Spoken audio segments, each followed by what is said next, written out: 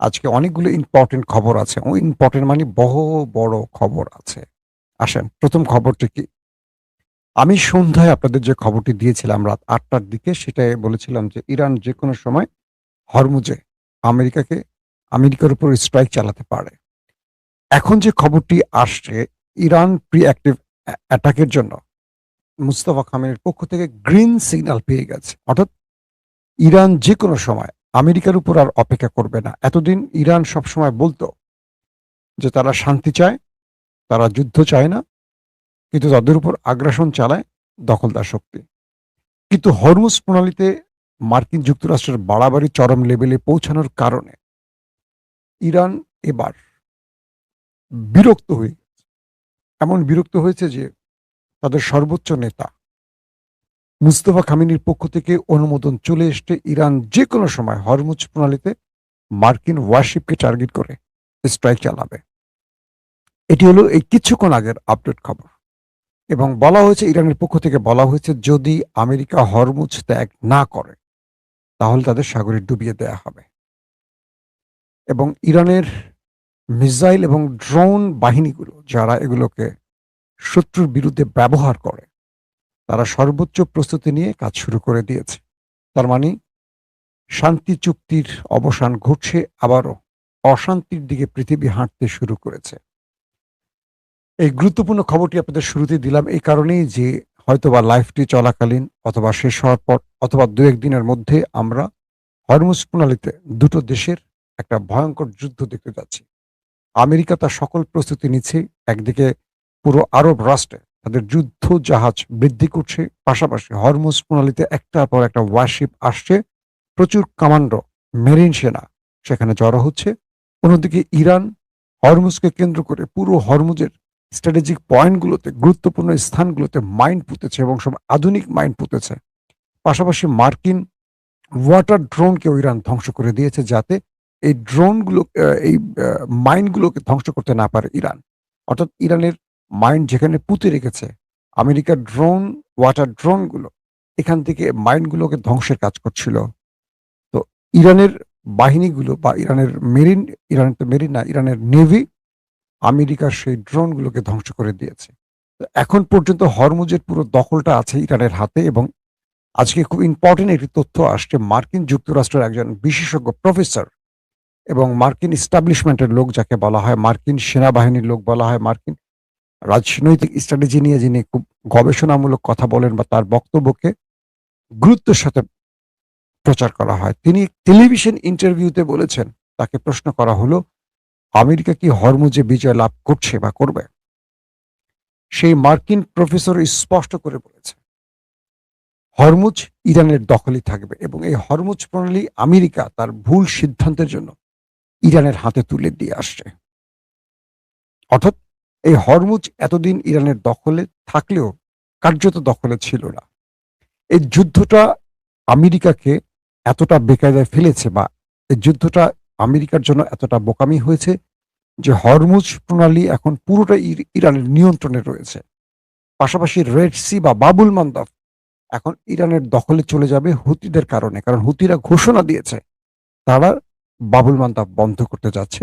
ইরানের গ্রিন সিগন্যালের তারা অপেক্ষা ছিল। এখন যদি আমেরিকা এখান থেকে না চলে যায় তাহলে বাবুল মান্দাব বন্ধ হয়ে যাবে। তো ইরানের মার্কিন প্রফেসর আরো বলেছেন হরমুজে আমেরিকা কখনো বিজয় লাভ করবে না। এক হিসেবে ইরান এখানে বিজয় লাভ করে ফেলেছে। আমেরিকা সেই বিজয় ছিনিয়ে আনতে গিয়ে বাকি পরাজয়টা তারা প্রকাশ্যে বরণ করতে যাচ্ছে। তার মানে মার্কিন প্রফেসরের এই বক্তব্যটি পুরো পৃথিবীতে এখন ভাইরাল হচ্ছে যে তিনি কিন্তু মার্কিন এস্টাবলিশমেন্টের খুব গুরুত্বপূর্ণ পার্ট। তিনি বলছেন যে হরমুজ প্রণালী ইরানের দখল হয়ে গেছে এবং আমেরিকা ভুল করে ইরানের কাছে পুরোটাই বর্গা দিয়ে আসছে। অর্থাৎ ইরান এখান থেকে আগে কোনো টোল আদায় করতো না, ইরান কোনো জাহাজের উপর নিয়ন্ত্রণ নিত না। এখন পুরো হরমুজ প্রণালী দিয়ে কাউকে ঢুকতে বের হতে গেলে ইরানের অনুমতি লাগে এবং ইরান এখান থেকে বিলিয়ন বিলিয়ন ডলার আয় করা শুরু করে দিয়েছে। এটি ছিল মার্কিন যুক্তরাষ্ট্রের একটা বোকামির ফল। দর্শক, তৃতীয় গুরুত্বপূর্ণ খবরটি হলো আন্তর্জাতিক জেট বা বিমান তারা ফুয়েল সংকটে পড়ে গেছে হরমুজ প্রণালীর কারণে। অনেক বিমান বন্ধ হওয়ার পথে। তারা যেকোনোভাবে যুদ্ধ বন্ধ করতে দাবি জানিয়েছে এবং তারা বলছে যে আমাদের অনেক ফ্লাইট বন্ধ হওয়ার পথে। পুরো পৃথিবী কার্যত লকডাউনে পড়ে যাচ্ছে হরমুজ প্রণালীর কারণে। আর এটি ইরানের কারণে সম্ভব হয়েছে। আর আমেরিকা এটাকে ব্লকেডের নাম দিয়ে আরো বড় বিপদে ফেলছে। ইরান বলে দিয়েছে যদি আমেরিকা হরমুজের সামনে থেকে ব্লকেড না তুলে তাহলে আমেরিকাকে আর ফিরতে দেয়া হবে না এবং তাদের উপর প্রিএম্পটিভ যে হামলাগুলো হবে এটার জন্য আমেরিকা নিজে দায়ী থাকবে এবং ইরান পুরোপুরি যুদ্ধের প্রস্তুতি নিয়ে রেডি হয়ে গেছে। যে কোনো সময় লড়াইটা শুরু হয়ে যাবে। তেলের দাম বেড়ে $115 পার ব্যারেলে চলে এসছে। যে তেলের দাম ছিল ৬২, ৬৮, ৮০-র মধ্যে সেই তেলের দাম ১১৫। ইরান বলছে এটাকে আমরা ২০০ ছাড়িয়ে নিয়ে যাব। পুরো পৃথিবী বুঝতে পারবে আমেরিকা কি করতে গেছে বা কি করেছে ইরানের সাথে। অর্থাৎ ইরান আমেরিকাকে এমন বেকায়দায় ফেলছে যে আমেরিকা এই বেকায়দা থেকে আর উঠতে পারছে না। দর্শক, আহ, একজন লিখছেন আমেরিকার টেম্পু আর বাংলাদেশের ফৌজু পাগলা। গুড। ফৌজু পাগলা তো আসলেই পাগল, বাট আদৌ যুদ্ধ করে নাই। একটা ফাউল মুক্তিযোদ্ধা, তিনি নিজেকে মুক্তিযোদ্ধা বলে দেখবেন। যারা মুক্তিযুদ্ধ করেনি বা মুক্তিযুদ্ধের পক্ষেরও না, তারা মুক্তিযুদ্ধ শব্দটাকে বেশি বিক্রি করে। আর যারা প্রকৃত মুক্তিযুদ্ধ, তারা দেশকে ভালোবাসে, তারা কখন এগুলো নিয়ে জাতিকে বিভাজিত করে না। ফজলুর মতো লোকেরা দেখবেন যে বেশি মুক্তিযুদ্ধ শব্দটা বলে, কারণ এটা বিক্রি করে তাদের রাজনীতি করতে হয়, তাদের আর কোনো অবদান নেই। তিনি ট্রেনিং এর নামে ভারতে গিয়েছেন কিন্তু হাতে অস্ত্র ধরেন উনি, এটা ডকুমেন্টেড, আমি বলছি না, ডকুমেন্টেড। এই জন্য পার্লামেন্টে একটু মুক্তিযুদ্ধ শব্দটা বেশি আওড়ায় আর বিএনপি টেবিল চাপড়ায়। বিএনপি বুঝতে পারছে ২৪-এ তারা ধরা খেয়ে গেছে, ২৪-এ তাদের অবদানের চেয়ে অন্য কারো অবদান বেশি, তাই তারা ৭১টাকে টানে, কিন্তু ৭১টা তো আওয়ামী লীগ তার পকেটে নিয়ে বসে আছে। সো আমার মনে হয় বিভাজিত জাতির চেয়ে ঐক্যবদ্ধ জাতি বেশি শক্তিশালী, সেটা ইরানকে দেখলে বোঝা যায়। কারণ ইরানে যখন সরকার বিরোধী আন্দোলন হয়েছে তখন আমেরিকা ইসরায়েল অ্যাটাক করার সাহস পেয়েছে।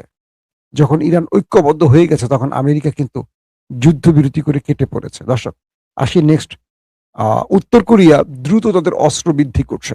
এটা আমেরিকার জন্য টেনশনের কারণ হয়ে গেছে। তারা আমেরিকাতে আক্রমণ করার জন্য এমন মাত্রার অস্ত্র তৈরি করছে বা বৃদ্ধি করছে, যেটা আমেরিকার বিভিন্ন গবেষকরা বলছেন যে উত্তর কোরিয়া আমেরিকার টেনশনের প্রধান কারণ হয়ে যাচ্ছে এবং তারা গোপনে ইরানকে অস্ত্র দিতে পারে এমনও আশঙ্কার কথা বলেছে অনেকে। পাশাপাশি একটা মজার খবর আছে, সেটা হলো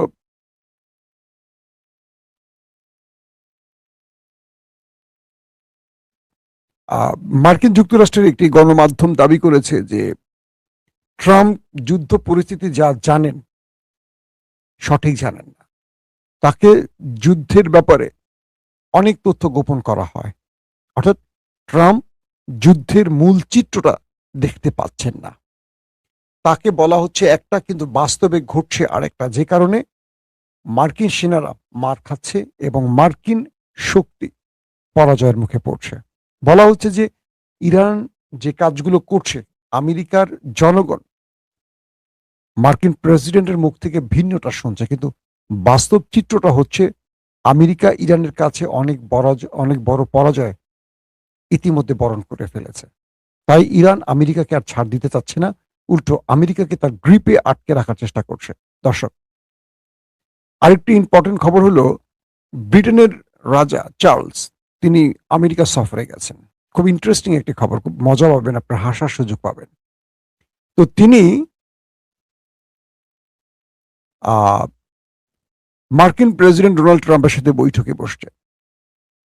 তো বসার সময় মার্কিন প্রেসিডেন্ট ডোনাল্ড ট্রাম্প তাকে বললেন যে আজকের যে ব্রিটেন, তারা যে কথা বলার অধিকার পাচ্ছে বা একটা রাষ্ট্র, এটা আমেরিকা তাদেরকে উপহার দিয়েছে, কারণ তখন জার্মান তাদেরকে দখলে নিয়ে ফেলেছিল। আজকের ব্রিটেনকে জার্মানের ভাষায় কথা বলতে হতো। অর্থাৎ হিটলারের ওই সময়টাকে উল্লেখ করে, মানে একটু কটূক্তি করেছিল ডোনাল্ড ট্রাম্প ব্রিটেনের রাজা চার্লসের সাথে। বলছে আজকের যে ব্রিটেন, তারা কথা বলার অধিকার পাচ্ছে শুধু আমেরিকার জন্য, কারণ জার্মান তাদের গিলে ফেলছিল। তারা আজকে জার্মানের ভাষায় কথা বলতো, যারা আজকে ব্রিটেন বা ইংরেজি ভাষায় কথা বলতে পারতো না। এটার জন্য আমেরিকার কাছে কৃতজ্ঞ থাকা উচিত ব্রিটেনকে। ব্রিটেনের রাজা চার্লস আমেরিকাকে কি বলছে জানেন পাল্টা উত্তরে? তিনি বলছেন আজকের যে আমেরিকা তাদের ব্রিটেনের কাছে কৃতজ্ঞ থাকা উচিত। কারণ এই ব্রিটেন আমেরিকাকে মুক্ত করেছে ফ্রান্সের হাত থেকে। অর্থাৎ তিনি ট্রাম্পকে তার প্রতি উত্তরে এমন কটূক্তি করেছেন, ট্রাম্প থ মেরে গেছেন। বলছেন কি আজকের যে আমেরিকা তাদের ব্রিটেনের কাছে কৃতজ্ঞ থাকা উচিত, ইংল্যান্ডের কাছে কৃতজ্ঞ থাকা উচিত। কারণ ফ্রান্সের ভাষা তাদের কথা বলা লাগতো, ফ্রান্সের হাত থেকে তাদেরকে আমরা বাঁচিয়েছি। অবাক বিষয় না? France colony, British colony, German colony, বিশাল বিশাল কলোনি ছিল এই অঞ্চল। এদের সবাইকে একা পিটিয়েছিল ওসমানী সালতানাত। আজকের আমেরিকা এই অঞ্চলে ঢুকতে হলে তাদেরকে টোল দিতে হতো ওসমানী সুলতানদের। আজকে মুসলমানরা কোথায় গিয়ে ঠেকেছে দেখেন। কারণ মুসলমানদের মধ্যে বিশ্বাসঘাতক আর সেই বিশ্বাসঘাতকরা মুসলমানদের সাম্রাজ্যগুলোকে ধ্বংস করেছে। মুসলিম ইতিহাসগুলো পড়লে মাথা নষ্ট হয়ে যাবে। কিভাবে মুসলমানরা পরাজিত হয়েছে সেই গল্পগুলো আপনারা পাবেন। তো যখন মার্কিন প্রেসিডেন্ট ডোনাল্ড ট্রাম্প এবং ব্রিটিশ রাজা চার্লসের সাথে খোঁচাখুচি চলছে, তখন হঠাৎ একটি ফোন কল, অডিও কল ফাঁস হয়েছে। সেখানে ব্রিটেনের রাষ্ট্রদূত, যিনি ইসরায়েলের রাষ্ট্রদূত, তার একটি অডিও লিক হয়েছে। সেই অডিওতে বলা হচ্ছে আমেরিকার কাছে প্রকৃত বন্ধু ইংল্যান্ড বা ব্রিটিশরা নয়, তাদের আসল বন্ধু হলো ইসরায়েল। এবং এই অডিওটি নিয়ে ব্যাপক ভাইরাল হচ্ছে এখন, যে আমেরিকা পৃথিবীর কাউকে বন্ধু মনে করে না, তাদের কাছে মূল বন্ধু হলো ইসরায়েল।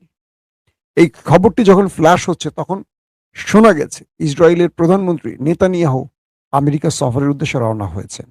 তার মানে নেতানিয়াহুর এখন মূল উদ্দেশ্য হলো তিনি আমেরিকাকে বলছেন, হয় তুমি আসো যুদ্ধ শুরু করো, নতুবা আমাকে অনুমতি দাও ইরানের বিরুদ্ধে যুদ্ধ করার জন্য। তার মানে নেতানিয়াহুর এই সফরটি খুবই সিগনিফিক্যান্ট, খুবই গুরুত্বপূর্ণ। আমেরিকাতে এসে তিনি আরেকটা বড় আউল বাজাবেন, আউল বোঝেন আঞ্চলিক ভাষা, বড় ক্যাচার লাগাবেন বলে মনে হচ্ছে। এবং ইরানের বিরুদ্ধে যুদ্ধে যাওয়ার জন্য নতুন করে এই ঘটনাটি আবার নতুন করে এই দুই ব্যক্তির মোলাকাত আবার হতে যাচ্ছে। অন্যদিকে মার্কিন পররাষ্ট্রমন্ত্রী মার্কো রুবিও এবং ভাইস প্রেসিডেন্ট জেডি ভেন্স, তারা এই যুদ্ধের আর কোনো আলোচনায় বসতে চায় না ইরানের সাথে। কয়েকটি গণমাধ্যম দাবি করছে, মার্কিন গণমাধ্যম, যে ইরানের সঙ্গে আলোচনায় কোনো ফলপ্রসূ হচ্ছে না এবং ইরানে আমেরিকার পরাজয় ঘটছে। এটা আস্তে আস্তে পৃথিবী জেনে যাচ্ছে। তো যেহেতু আগামী নির্বাচনে মার্ক রুবিও এবং জেডি ভেন্স প্রেসিডেন্ট পদের জন্য দাঁড়াতে পারেন বা দাঁড়াবেন সম্ভাব্য প্রার্থী তারা, তাই তারা পরাজিত ট্রাম্পের পক্ষে আমেরিকার হয়ে আর লড়তে চায় না ইরানের বিরুদ্ধে। একটা কারণ এই আলোচনার মাধ্যমে ইরানের কাছ থেকে কিছু পাওয়া যাচ্ছে না এবং তারা পরাজিত ক্যাবিনেটের অংশ থাকতে চাচ্ছেন না, বা ট্রাম্প যেহেতু পরাজিত হচ্ছেন বলে তারা বিবেচনা করছেন, তাই তারা আর এই আলোচনায় বসতে চাচ্ছেন না। 2 নম্বর কারণ হলো এই আলোচনার কারণে ইসরায়েলের শত্রু হতে হচ্ছে তাদের। কারণ আমেরিকার প্রেসিডেন্ট কে হবেন এটা ঠিক করে দেয় ওই দেশটি, আপনারা কম বেশি সবাই জানেন।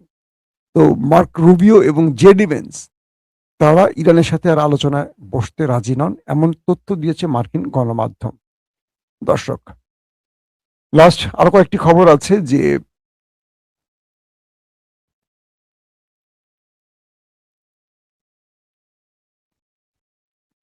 এই মুহূর্তে আরেকটি ভালো খবর পাওয়া গেছে, সেটি হলো ইরানের সাথে গোপনে কয়েকটি রাষ্ট্র যোগাযোগ করছে।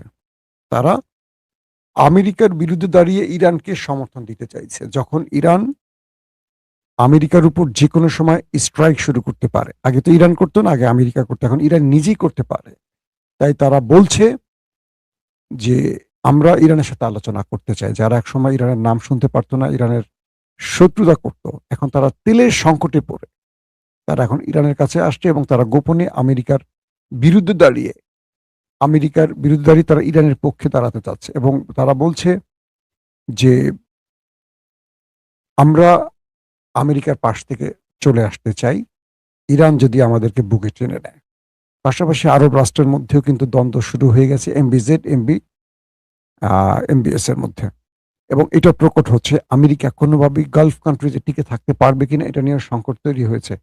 দর্শক, মার্কিন প্রেসিডেন্ট ডোনাল্ড ট্রাম্প ট্রুথ সোশ্যালে যে একটি পিকচার আপলোড দিয়েছেন তার হাতে বন্দুক নিয়ে, যেটা আমি আজকে আপনাদের একবার খবরে দেখিয়েছিলাম। আবারও দেখা, এটা নিয়ে আরো কিছু তথ্য আসছে আমাদের কাছে, সেটা একটু আপনাদের জানাতে চাই। আপনারা আমার স্ক্রিন দেখতে পাচ্ছেন? দেখতে পাচ্ছেন কি আপনারা? নো মোর মিস্টার নাইস গাই।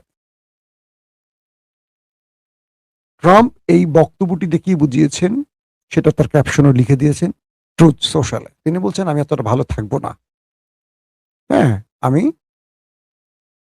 একটা খারাপ বা ভয়ঙ্কর রূপে ফিরে আসছি। অর্থাৎ ইরান যদি নিউক্লিয়ার ডিল না করে, তাহলে ট্রাম্প আর ভালো মানুষ থাকবেন না, তিনি ভয়ঙ্কর রূপে ফিরে আসবেন। তো তার হাতে যে বন্দুকটা দেখছেন আপনারা, এটা খুব জনপ্রিয় একটি বন্দুক, আমেরিকার তৈরি M4 গান। এটা হলো 223, অর্থাৎ 223 বোর গানের। তো এই বিমান, এই যুদ্ধ কি বলে, অস্ত্রটি হাতে নিয়ে ট্রাম্প এই ছবিটি দিয়ে ইরানকে নতুন করে আরেকটি হুমকি দিয়েছে। তো এটার উত্তর এখনো ইরানের পক্ষ থেকে আসেনি, আমরা অপেক্ষায় আছি ইরান কখন উত্তরটা দেবে।